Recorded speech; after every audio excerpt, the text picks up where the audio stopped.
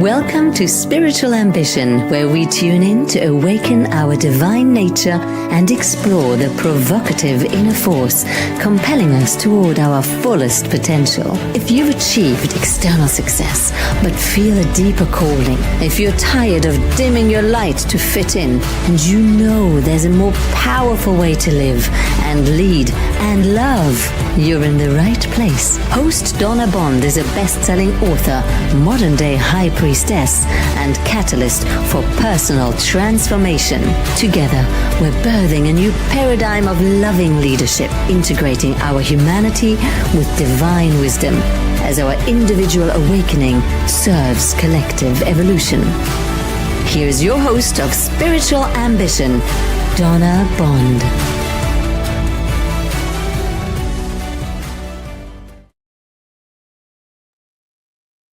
Hello, everyone. Welcome in, welcome back. I have to tell you a secret that I'm not here live today, but thank you so much for being here, for watching our show. We have an incredible guest today. Our show is called Dream Tethering, when your soul ache becomes your GPS. So you know that restless, uncomfortable feeling that you've probably been trying to fix or medicate or push away? What if it's not a problem? What if it's actually medicine? What if this persistent inner ache, the one that whispers, there's got to be more than this, is actually your soul's GPS guiding you into the life that is meant for you? Most of us spend a lot of time and energy trying to ignore that nudge. Gosh, I certainly know that I did. We stay busy, we achieve more, we check all the boxes, we tell ourselves we should be grateful for what we already have, but yet there's still this ache.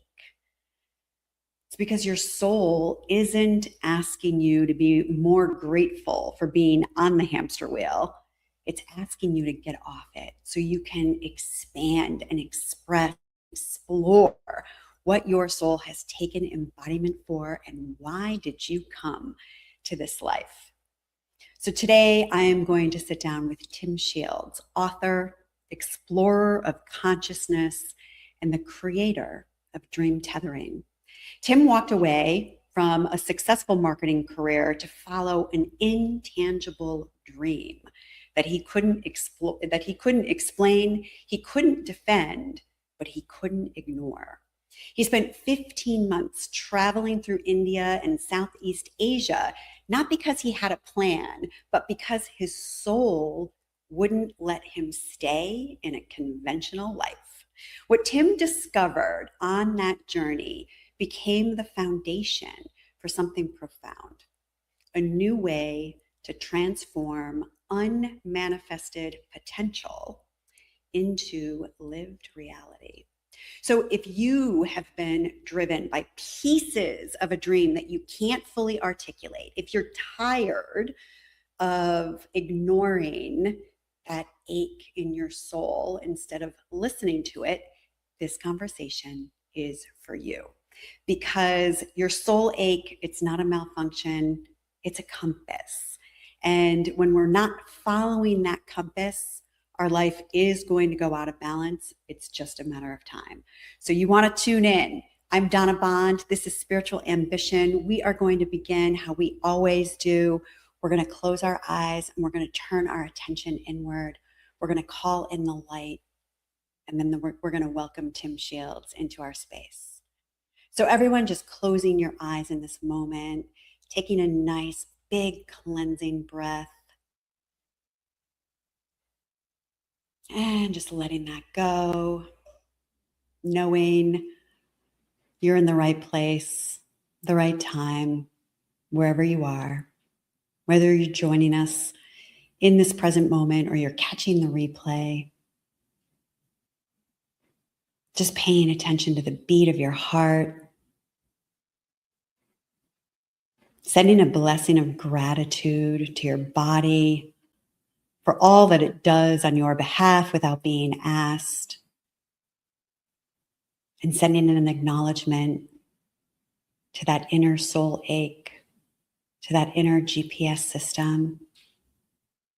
Just bringing forward such deep gratitude that it exists within you. Infinite universe, we call ourselves forward into your loving. We ask to be cleared, filled, surrounded, and protected with the clear white light of living love. We ask that any karma, negativity, imbalance, any distress, discomfort, dis-ease, constriction, contraction, any old ideas, false notions, limiting stories, any energy or vibrational frequency that is vibrating at anything less than the frequency of divine loving that may be residing anywhere in our consciousness. We ask that all of that just now be lifted and cleared, carried to the highest realms of light and sound, and dispersed back into the nothingness, into the space. We recognize grace, peace, light, love, creativity, authentic expression, aliveness, soul purpose. We acknowledge and we welcome only those divine beings of light who love each one of us unconditionally, who work for the divine plan and who work for the light. We welcome only you into our sacred space here today.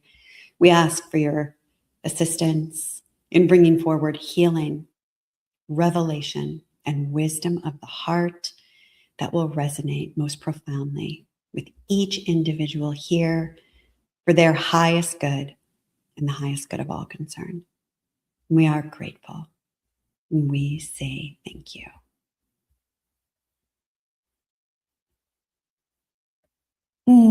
Thank you for being here, just bringing your attention back to the room. I just want to give you the spiritual truth that everything that you want and need is held in your soul. The keys to your happiness, your most fulfilled life. So if you're not paying attention to that aspect of your being, you can start today. You can start right now. If you feel restless or uncomfortable, what you're actually tuning into is your soul's GPS.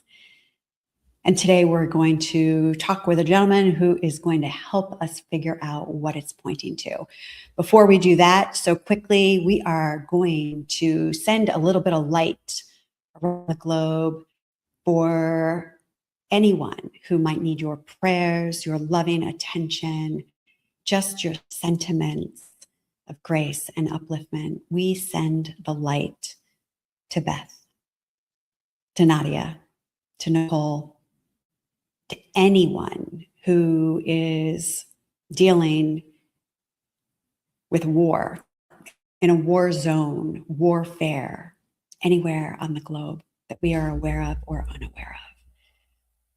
We send light to Mama Gaia, to Allah, to Rebecca, and to Jeanette.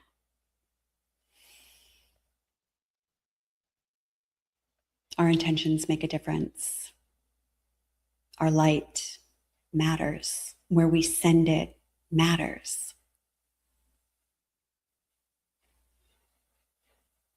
Thank you, everyone, for your participation in that. All right, without any more waiting, I want to introduce Tim Shields, an author, an explorer of consciousness, and the creator of Dream Tethering. After walking away from a marketing career in 2015, he spent 15 months traveling through India and Southeast Asia, driven by this intangible dream that he couldn't explain, but he wouldn't ignore. As the editor on Dr. Joe Dispenza's book, Becoming Supernatural, Tim bridges science, spirituality, and human potential. His upcoming book, Dream Tethering, 13 Keys to Creating the Life of Your Dreams, offers us a roadmap for conscious creators ready to become the architects of their own inner reality. Without further ado, we welcome to the stage here on Spiritual Ambition, Tim Shields. Thank you so much. That was a very beautiful intro. everything you said, including the war and state of the world. So anyway, it's a great honor to be with you. It is a great honor to be with you. Thank you so much for giving us your time and your attention. I want to jump right in. So in 2015, you, like I, walked away from all the things, right? The successful career, the direct deposit paycheck, the stability, the security, and you stepped into something that you couldn't explain. Let's start there. Share with us first, Tim, the moment that you made that decision. And where were you? What was that like for you? And what was going on inside? Wow. Well, I hadn't actually thought about that in a very long time. And the first thing that came to my mind was, I had a decade of sick parents, and my father passed away in 2004 and my mother in 2010. So I spent a good part of, that era of my life going back to New Jersey to visit my sick parents. And I knew as a young man that if I wanted to have big things to write about, I had to have big experiences. And when I was a young writer reading Steinbeck and Joyce and Hemingway, I was like, that's what I want to do. I want to travel the world. I want to express, the mystery, etc. And I was home for about a week during my mother's home being in New Jersey. I lived in Seattle for 19 years at that point. And I was home for my mother's memorial service. And when my mom passed away, she had Parkinson's and dementia, and it's a slow, ugly decline. And I thought I was prepared. And then when she passed away, it was like somebody took the rug out underneath me. I lost my mooring, but I knew I was like, okay, I have to travel, and I don't know what the story is, but I'm going to find it. And just two things happened during that week. One was a friend of my sister's was kind of like an energy healer. And she said, okay, I want you to do this exercise. I want you to write down 5 things you're grateful for and 5 things you want to create. And you're going to find that the things you're grateful for today, the things you create today are going to be the things you're grateful for in the future. And I was like, I'll try anything. I started doing that, and all sorts of things started unfolding immediately. And I still do that exercise almost daily since 2010. And the other thing was, I was talking with another friend of my sister's, and I was just like, I don't know what to do. I don't know where to go. And she said, why don't you go to India? It's the cheapest place, to go. And I was like, well, that's interesting. And then it just specifically Dharamsala, which is where the Dalai Lama and the Tibetan government are in exile.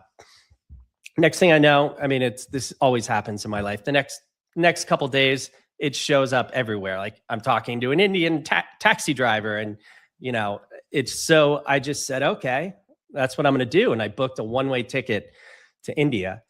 And, it sounds probably pretty bold and brazen, but I pretty much had a breakdown on the way to the airport with like my 12-year-old niece in the back. I'm like, what am I doing? I'm walking away from this, I didn't have a cell phone plan. I didn't have house keys. I didn't, it was like everything was behind me. But I just was doing this gratitude and intention exercise, and that pretty much created the story arc of the book. At one point I said, I want to be of service while I'm traveling. And I wound up linking up with this lawyer who many people say is the most important lawyer in India since Gandhi. He's fighting for the voiceless people of India. He sued the state of India over 20 years to create a green zone around the Taj Mahal. Another thing that happened in the beginning, which is a very wild and serendipitous thing, is I wrote in my intention journal, I want to be part of a documentary crew. And I wound up linking up with this guy. His name's Ward Maillard, and from Mount Madonna School somewhere in Santa Cruz. And every year he takes his senior class, he's retired now, but of 20 or 25 people around the world to interview world leaders. And so he was interviewing all these people, including the Dalai Lama. But I wound up getting so sick, I lost track of 4 days. And then I was like, oh my God, what days? And I called him, and he's like, oh, we just interviewed him yesterday. And I was like, oh. But what's crazy is the other day I was, recording a conversation with, a client a client I'm working with. And I was going for a walk and I said, I better put this into my computer. So, just to be safe, backup. And I said, I wonder when my voice notes start. And I went all the way back and I found this interview with this guy, Ward Maillard, this teacher. So I'm about to have him on my podcast. And I couldn't believe, A, the wisdom bombs this guy was dropping. I wish every student had teachers like this. And then B, I was like, wow, this was the precursor to so many things, including me having a podcast right now, including me working to a certain extent with authors, because I'm always interviewing them to get the information out of them. And really just my general curiosity to, understand the human experience. A curious year. So when you departed on this adventure, were you relating to it that it was this intangible dream, or was it really more of you were just like in the dark and willing to be there? Like, no, what was keeping you going? Well, it was part of the dream. And, I say, my podcast is called The Inciting Incident, because every story, every myth, every life journey has an inciting incident. And mine started when I was 17 years old. And a couple things happened then. My sister's boyfriend, I idolized. He was about 10 years older than me. And I'd known him since I was 10. And he was an aspiring writer. And he's like, you should start keeping a journal. So I started keeping a journal at 17. The one piece I always forget, which is kind of a big deal when you're talking about core wounds, is my family lost their financial stability at that point. And You were 17. I was 17. And also I accidentally sort of took a heroic dose of mushrooms at a Grateful Dead concert and, had this kind of awakening experience. And, years later, I could call it, I experienced unity consciousness.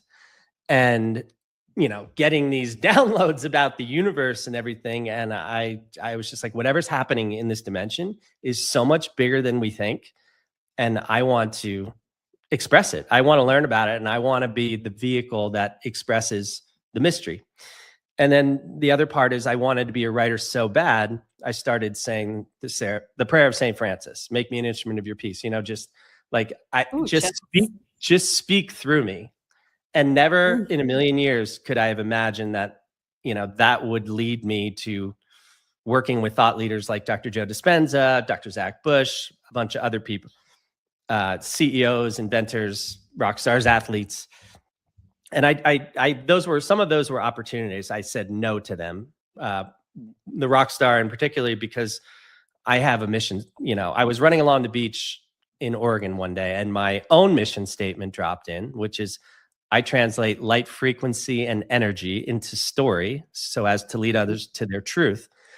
And then my professional mission statement is, I help artists, visionaries, and global change makers articulate and amplify their message through the economy of words.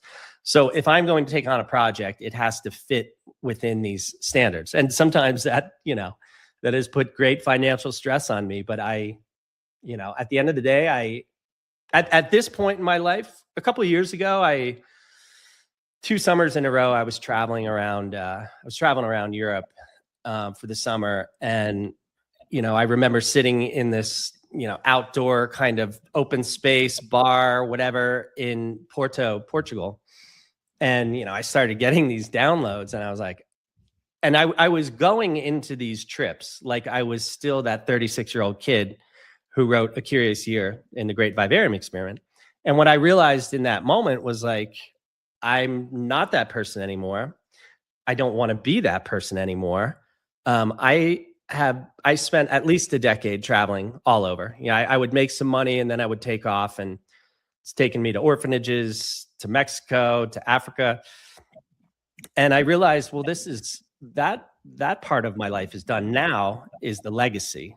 So that is where, when I think about my legacy, I want to be very intentional about who I'm working with and what I'm bringing into the world.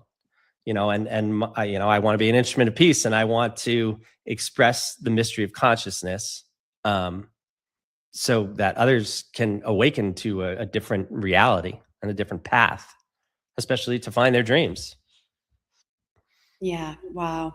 Well, I just want to reflect to you what a beautiful intention, what a beautiful North Star to guide you, being able to be the channel for the great mystery and to awaken consciousness along the way, and to help people find their dreams. And that is a perfect segue, into my next inquiry for you. We see the state of the world today, Tim, which is pretty scary, but it's a result, as we know, of people following a societal prescription driven by money, material success, greed, right? It was Gordon Gekko gave us all permission in 1987 in that film, Wall Street, like greed is good. We all have had these polished personas of perfectionism, all of these sort of not great values. A lot of programming, conditioning.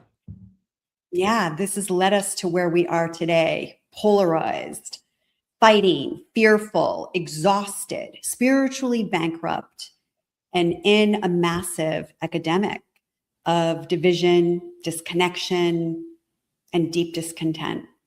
How do we go from here to listening to our soul as that GPS and following our dreams, right? Like it almost feels, I don't know what the right word is. Like it just feels like such a big gap to go from where we are to like letting it be even okay to follow our dreams. Yeah. Well, I mean, I think we are, as a result of that, I don't know, the word that came was moral bankruptcy. That's maybe not exist. That paradigm of materialism, that is creating a massive swing to where people are awakening and they're like, wow, this is not what I thought life was going to be or should be. So I think, first I have to contextualize what I think a dream is. So I think a dream is the memory of what your soul envisioned for itself before it expressed human. So that's kind of the dream that occurs outside of space and time. That's the true self. Inside of space and time, us, I think a dream is nothing more than, a feeling and emotion you want to experience in a physical reality. So, dream tethering is the result of 35 years of my exploration of consciousness. I thought the book was done 3 years ago. I'm about to do like 3 weeks ago, I was like, this is the final draft. All these new ideas keep coming in. I'm like, when am I going to close the door and start another book, Tim? You might as well start another one. I know, but there's one idea that just kind of pulls it all together. I guess I can tap into that idea. This idea of imaginal evolution. So when you think about the caterpillar becoming, the caterpillar, the chrysalis, and the butterfly, I'm sure a lot of people know that when the caterpillar goes into the chrysalis, it uses its own enzymes to literally liquefy itself. And in this mush of liquid are something called imaginal cells. And they hold the blueprint for what the butterfly will become. So I believe imaginal evolution is tapping into our own blueprint. And that is the dream. Well, first of all, I think it's activated by the soul lake, which you mentioned in the beginning. And the soul lake is this restlessness, and it's born out of this question: is this all there is? I mean, you have billionaires who are the loneliest people in the world, and they don't know what to do with their self. But I believe that there is a dormant seed within all of us that holds our dream. And the dream is actually the catalyst to the calling. And for people to not follow their calling, I think is the greatest source of anxiety and depression, etc., in Yeah. society. Yeah. I mean, I lived agree. in corporate America as this stunted, pained, aspiring writer. So when my mother passed away and I bought that one-way ticket to India, I was activating my journey of self-actualization. And dream tethering is really actually about the journey of self-actualization. So, I think the bridge between who we are in the future is our imagination. But imagination is not just an outward bound signal. It's the being still, and it's the listening. And I say you get there by going into trance, whatever that might be for you. Meditation, probably the best thing, but it could be coloring, it could be exercising. I used to go for this whole book, Dream Tethering, basically came through while I was walking the desert in, right outside of Palm Springs. I would always go for these walks, and I'd get to the end of a chapter and I'd say, I don't know what's next. And I just put on my headphones to kind of let myself get lost in melody or something like that. And I would ask myself the question, the communication problem, or what is next that needed to be solved. And 100% of the time, by the time I did this 1 mile loop or this 4 mile hike, I had a page or 2 or 4 filled with ideas. So walking is a really big thing for me to get into that trance state. But the trance state is about quieting the thinking brain. And when you quiet the thinking brain, new information comes in. So this whole book is, it's hard to, I need to work on my one sentence pitch, but it's about the power of focused awareness to achieve your dreams. So you don't have to move through the world like a wrecking ball following your dreams. You become the vortex that pulls all of these experiences to you, that guide you on this path. And when you start walking this path, you become like the boring machine, and the boring machine tunnels through mountains. And when you do that, matter conforms to your will. And that's where the serendipities and synchronicities, etc., happen. But when you uncover your calling, I believe you have to align your mind, body, and spirit in right thinking, right feeling, right action, and right language. Because language is the operating system of the universe. But most especially, you have to pay attention to the language that you speak to yourself. And, I've had so many people who are close to me, or, ex-girlfriends over the years, and they're like, do you listen to the way you talk about yourself? Because I've been very hard on myself because I'm very ambitious, and writing is a very slow path. And it's a very hard path, especially in this age of social media. Like, I don't think we would have had James Joyce or Steinbeck, etc., if social media was around, because pretty sure those guys wouldn't be interested. And they were artists. They had their head down. They were doing the work. They were, exploring and expressing the complexities of the mystery of this human experience. And engaging with the universe. And one of the things that I heard you say as you were just sharing all this was you would ask the universe a question, and then you would receive these downloads. Say a little bit more about that, Tim, because that's a really interesting tip that you're sharing right there.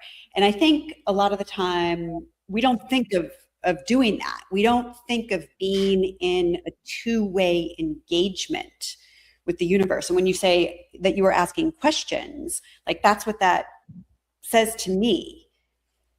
Yeah. So say a little bit about that. Well, I guess from a young age, I had these very, very Catholic parents, like daily mass, etc. So I was brought up in that. And then, I had this sort of mushroom experience that blew my mind open. And then I studied, philosophy and Eastern philosophy in college. And in the Western society, we're so entrained to the external world and to materialism and everything. But, you know, the real journey of life happens right between here, between our temples. And it's what, you know, I'm about to speak on this panel at the San Diego Writers Festival. And there are all these, like, I'm the only person probably without a PhD. And there are all these like scientists, you know, kind of presenting papers, you know, and I'm just going to begin with, like, I don't have any papers. I am the data point, you know? And so for me, the data exists in the relationship between our thoughts and what manifests in the external world. That is the data.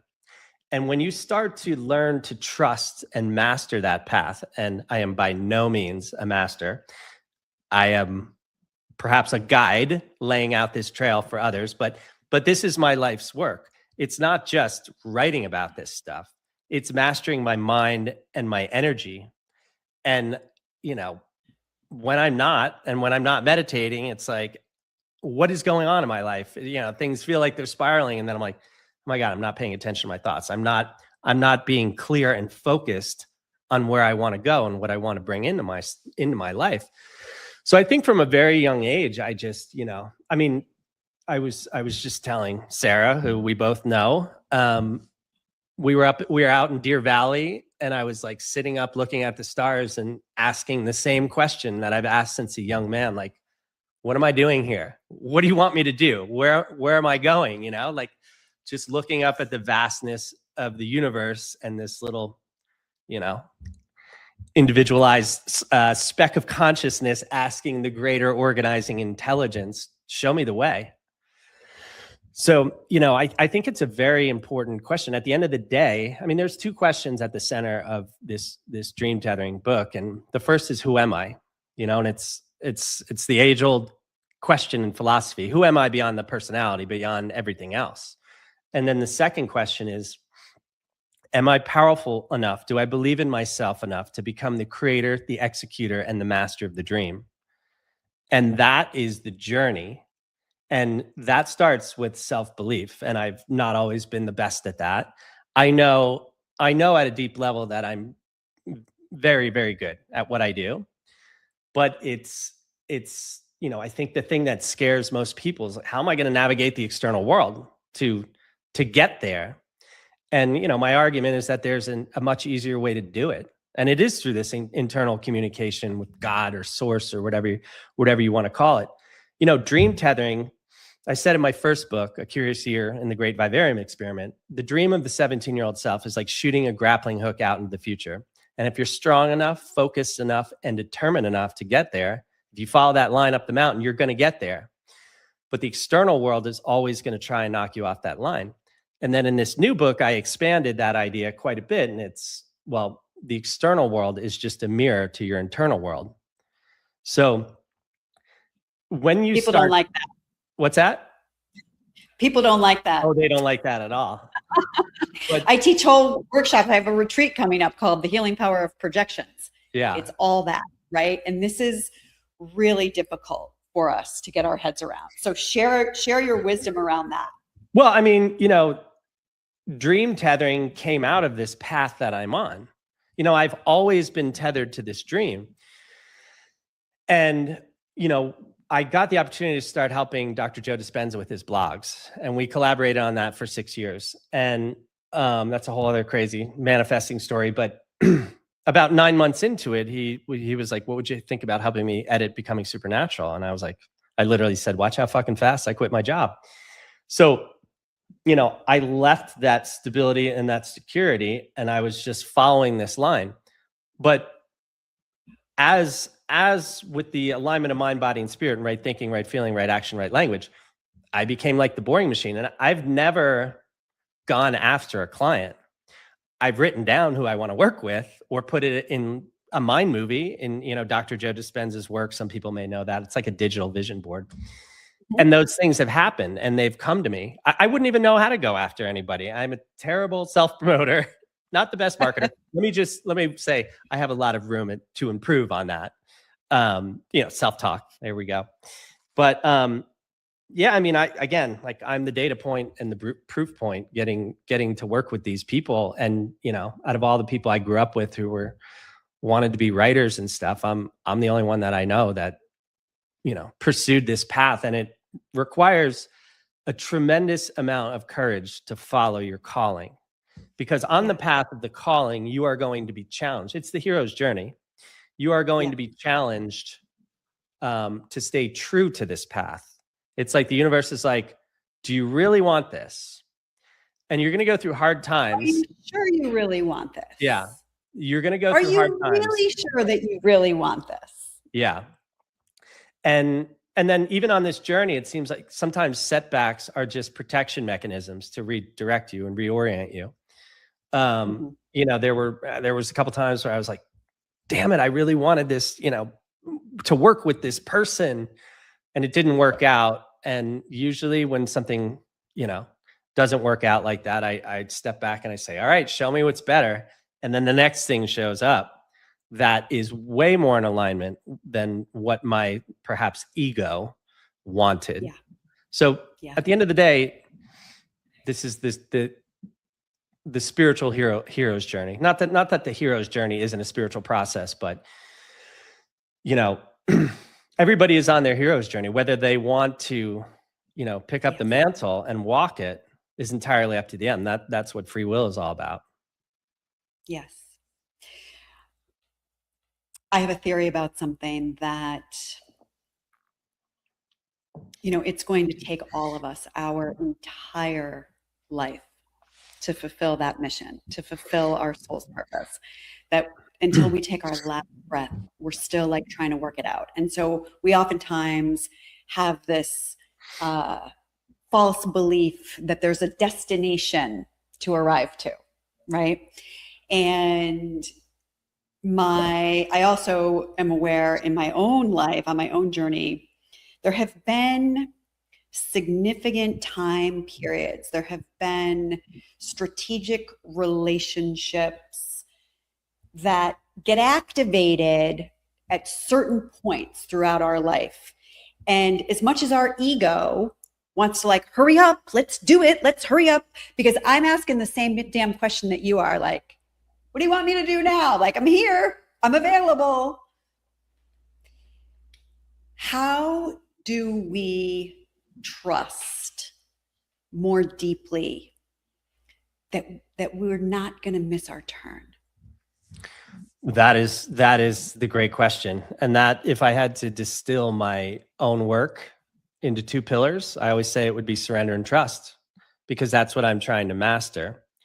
And I've been so impatient to get this book out into the world, and there's been so many hurdles, including losing my book deal because the publisher said it was too advanced for their audience. It's trust is walking across the river and knowing that the stones are going to appear so you can get to the other side.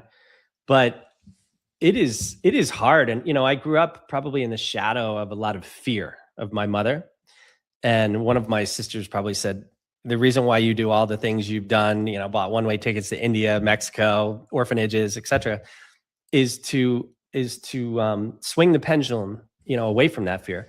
When I landed in New Delhi, I was, had jet lag and everything. And I just was sitting in this hotel room by myself in a country of 23 billion people where I didn't know anybody. And I was just like, I've made a huge mistake, But what I've learned time and again is that when you jump, the net appears.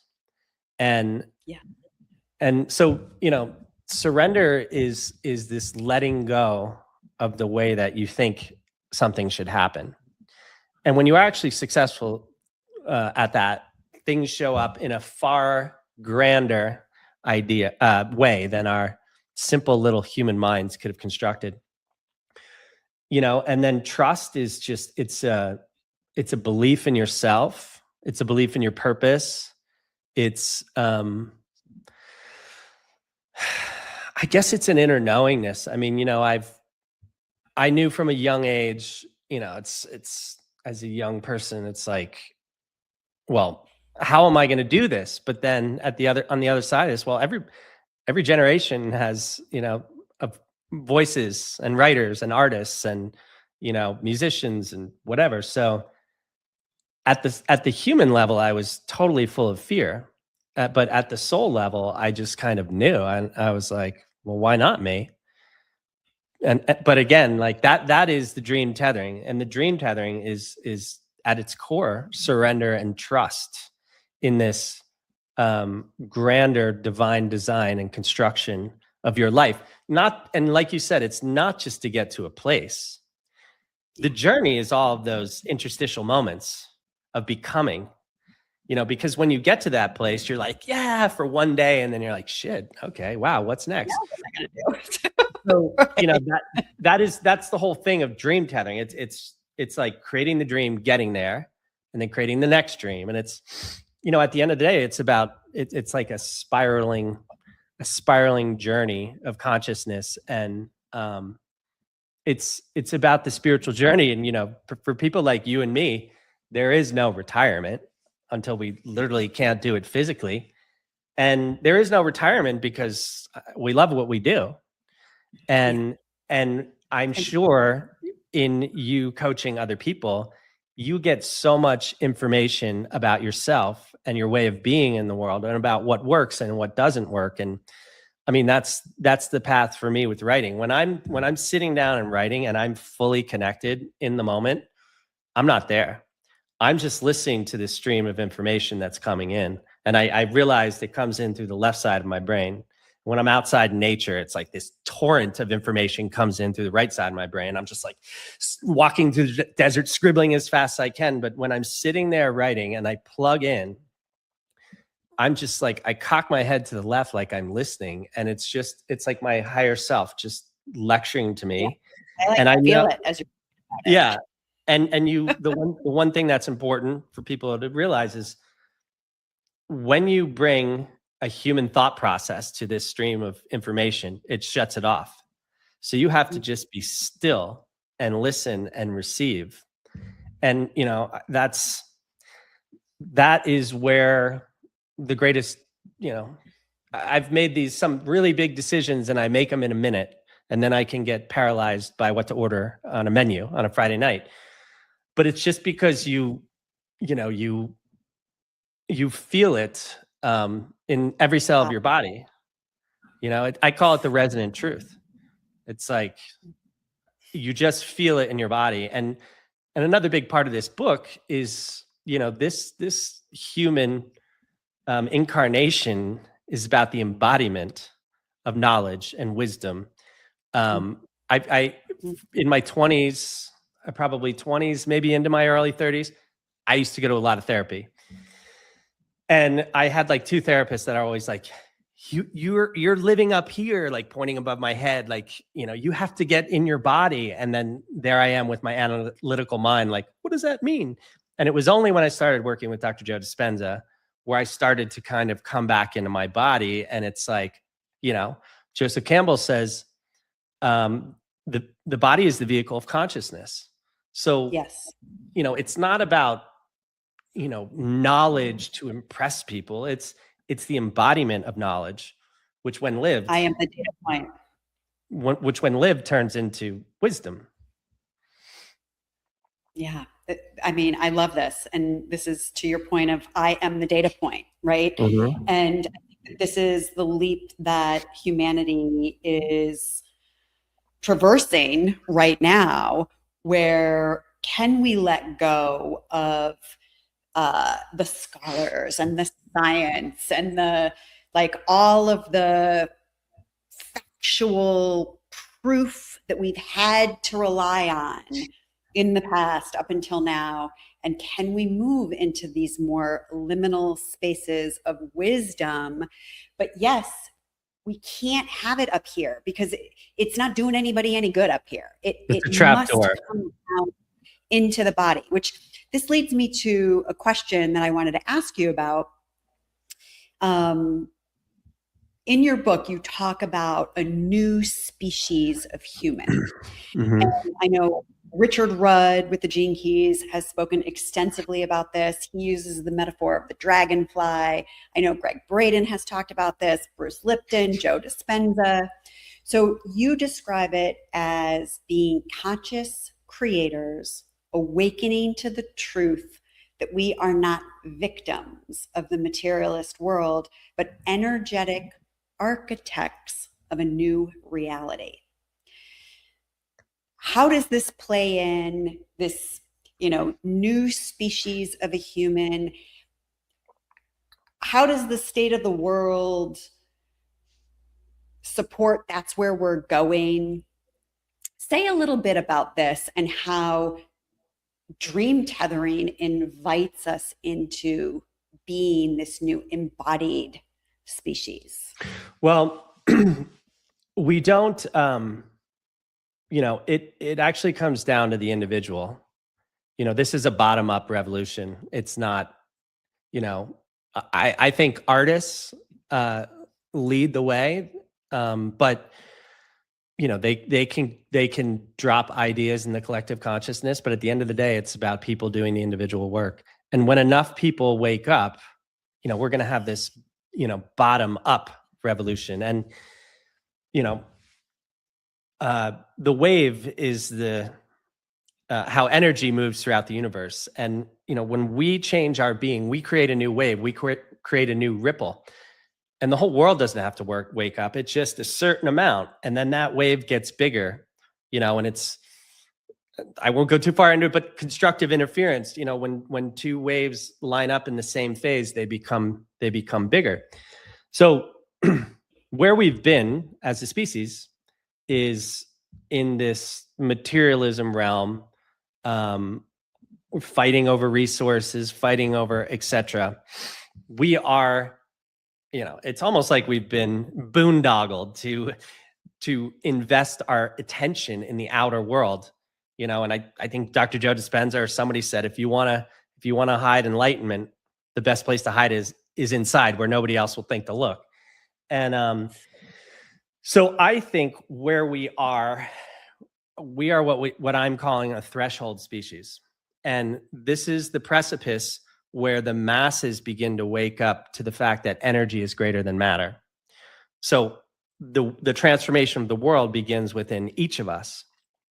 And when we hit a certain state, we will transform into Homo lumen, which is, the recognition that we are light beings and that we are not victims. We are the creators of reality, and that we are, I think we were kind of led astray by Darwin. Darwin was talking about, fighting amongst, species and stuff, but he came from this Victorian era. He was an aristocrat in the Victorian era. And what people like Greg Braden and Dr. Bruce Lipton, et cetera, are talking about is it's not survival of it's not survival of the fittest. It's survival of the community. And that goes all the way from the cells all the way on up. So when we wake up and realize that we are more energy than matter, and that we are first and foremost energy beings that can neither be created nor destroyed, energy just transforms. Who knows what is possible for the human species? Maybe that'll be my next book, sort of looking at it from a futurist perspective. But I'm hopeful. I think we're just in the birth canal of a new world, and there's a lot of pain and uncertainty. But if you can look beneath the headlines, the perception machine, as I call it in my new book, the press, who captures our attention by hijacking our amygdala, which is the fight or flight response, which puts us into division and fear, and we can only hear equal to our state of being. I think a lot of people are waking up to the fact that the press is full of shit most of the time, but when we can wake up into that unity consciousness, we will develop a more compassionate species, a more loving species. I believe free energy already exists, but every time it comes up, those people magically disappear or get suicided. But it can't be suppressed anymore. There's too many people that are already waking up. You describe dream tethering as tools that are designed to transform unmanifested potential into lived reality. Talk to us about unmanifested potential. Like, what does that actually mean? And how do we actually get to it? Well, if you go to the quantum model where all possibilities already exist, there is the possibility of you being whoever you want to be. But it's unmanifested potential until you put your attention on it. And in physics, they call it collapsing the wave or the particle, the wave into the particle. But I just want to repeat that for our listeners. Until you put your attention on it. Yeah. Right? It's unmanifested potential until you put your attention on it. Yeah. Our attention is our energy. And I always like to think of it like when you were a kid playing with a magnifying glass and like trying to light a leaf on fire or something. That is your attention and energy is the spark that creates the fire. And it's about, and this is the journey and this is the challenge, but it's maintaining that focus. So this is like what I've done time and time again with manifesting people I've wanted to work with or trips or whatever. It's keeping your attention on that. And then sometimes, which is also kind of interesting, the things that I have the least connection to, I'm just like, okay, blah, blah, blah. I want this. They manifest easily. And it's because I think there's no resistance. And I don't even put a ton of focus on it. But yeah, that's the resistance aspect to it. But at the end of the day, dream tethering is the power of your focused awareness to create the reality you desire to live in. So you've mentioned Dr. Joe Dispenza. You had the opportunity to work intimately with some of the leading minds in consciousness and human potential, most notably Dr. Joe. You were his editor on Becoming Supernatural, How Common People Are Doing the Uncommon. So this isn't just reading a book, right? You were living inside of this guy's research, framework, and their entire understanding of reality. And I want to throw in also here, because I know when my book was being edited, the consciousness of the editor really matters, because I know in my own book, I was phrasing things and using very specific language in a very specific way, where I was modeling very specific things that I was teaching throughout the course of my book. And my editor kept changing it back, like, because she's just interested in the grammar and like trying to make it look nice in the English language. So I just really want to tip my hat to you and let this, I don't know, validate's not the right word, but just like really give you the recognition of the importance of your consciousness and being able to bring that in and merge that with someone who has been a leader in this space. Tell me about how, yeah, go ahead. Well, I'd never think about that stuff really, or how far it's gone out into the world. The amazing thing about working with Dr. Joe was, he had this guy that was like helping him with the blog before, but he didn't even do the work and he had zero following. And I just started, this had already been my passion. It was already the road I was on. Dr. Joe brought this toolbox of language to these sort of amorphous ideas that I was trying to figure out about time and space and everything else. And I guess from the beginning, I proved my value.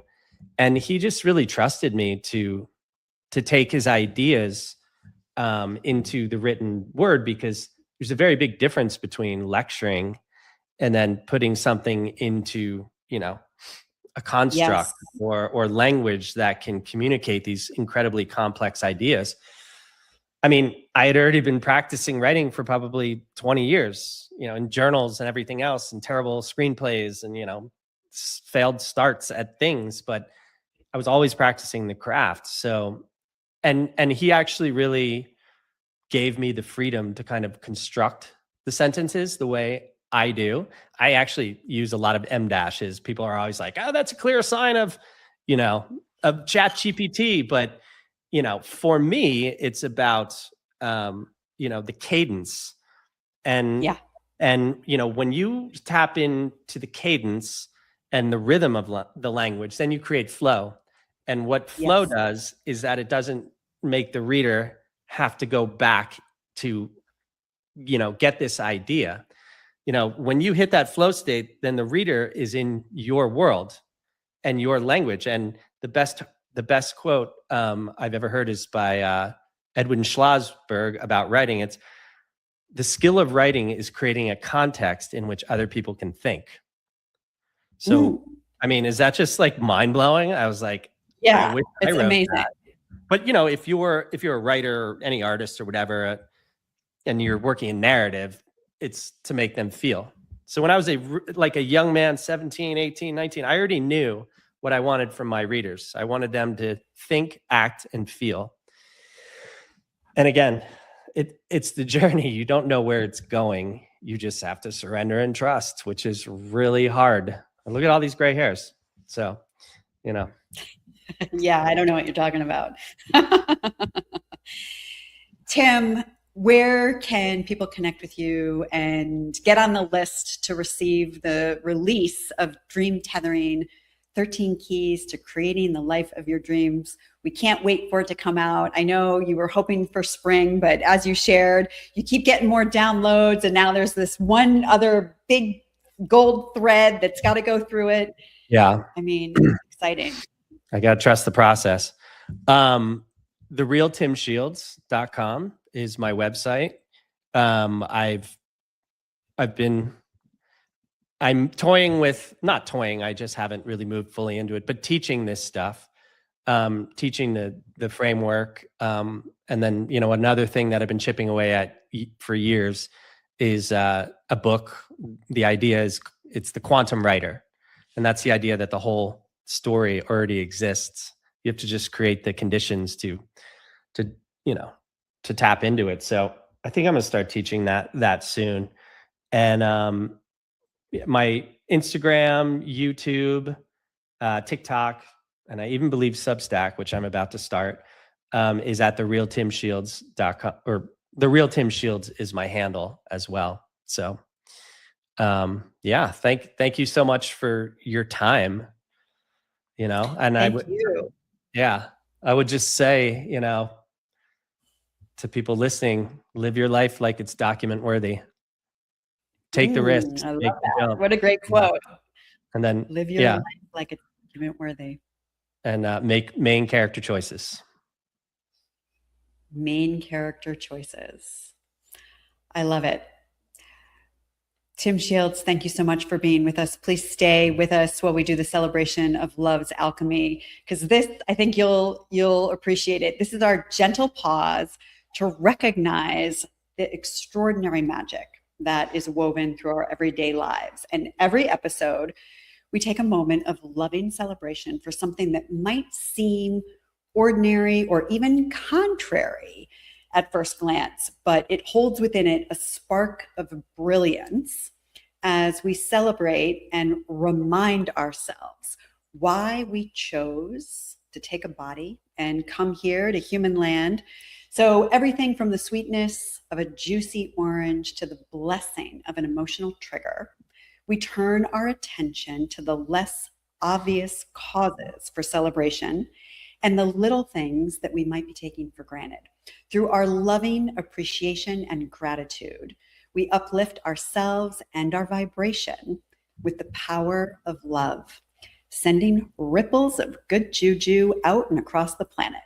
As alchemists of upliftment, we turn the seemingly mundane into marvels of magnificence, as we see the whole human experience as the alchemy for our wisdom. So today we are placing our love on the soul ache, that uncomfortable, restless feeling that we have been taught to medicate or numb or dismiss or ignore. And, you and I both know when we ignore it, our life goes out of balance and things become a wreck. But that sacred ache is actually that GPS that you were referring to. It's our soul's way of saying, I'm holding on to the seed here of the greatest potential of who you have come here to be in this life. So this soul ache is really love in disguise. And it's our soul loving us enough to keep us from playing small, to keep us from giving in to the outer world, and to really embody that inner creator that you talk about that can be realized through the dream tethering. Thank you so much for being here with us today. We are going to close our space just as we opened it. We'd like to invite everyone just closing your eyes. We ask that the light be sent up ahead to each one of our dreams, to each one of our soul's potential. We wish for everyone the courage and the strength to place their attention on what's going on inside of them. We are now closing all energetic lines of communication between any of us, closing all open portals, gateways, channels, agreements, and lines of communication between any of us in the spirit world. We are grateful and we say thank you. Thank you so much. Thank you for being here on Spiritual Ambition. Tim Shields, you're awesome. We can't wait for your next book to come out. Thank you, everyone. We are closing our show today with love, in love, for love, by love, as love.